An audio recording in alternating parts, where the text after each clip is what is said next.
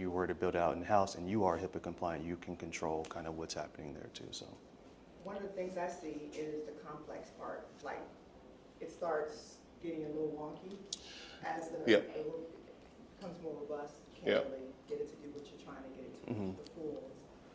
exactly. Yeah, that's a good one, especially the way you build your workflows. It's definitely better to have an AI agent focus on one specific thing, whether it's email setting. You don't want it to do, okay, you're doing email setting and you're doing customer support on the technical side. If it's going to be a sales agent that you're getting leads, let that one focus on that, and then you deploy another one that's going to focus on the technical thing. So yeah, you don't want it to get too I'm going to have a picture of a workflow. It might look too complicated, but it's not too complicated. But you can see how big they can grow when you start adding more tasks and things on there and different tools that your AI can access. So great eye there to mention the complexity in the workflows. They can get complex for sure. When you start taking on, lower overhead costs, now you start expanding the business. Now you're like, hey, I have to start integrating some tools here. Yes, exactly. Exactly. That's true. That's very true.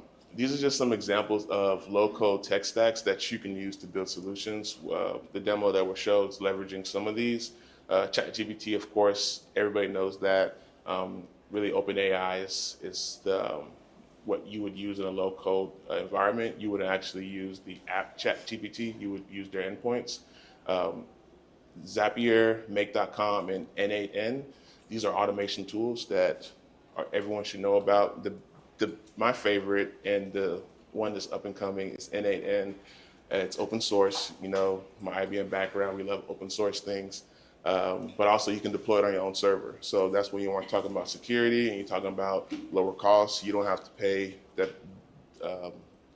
Amazon or someone to host it. You can just actually host it yourself. N8N does have a cloud platform, so you can't pay them to host it. So that's something there. Notion, Airtable, pretty much just smart data storage, just a smart Google Sheet or a smart Excel doc. Bubble and Software, these are kind of more so low-code tools that you'll build your front-end interfaces with. Not really the back-end AI layer, but like if you have a chat interface you want to build or just some interface, you can leverage Software and Bubble.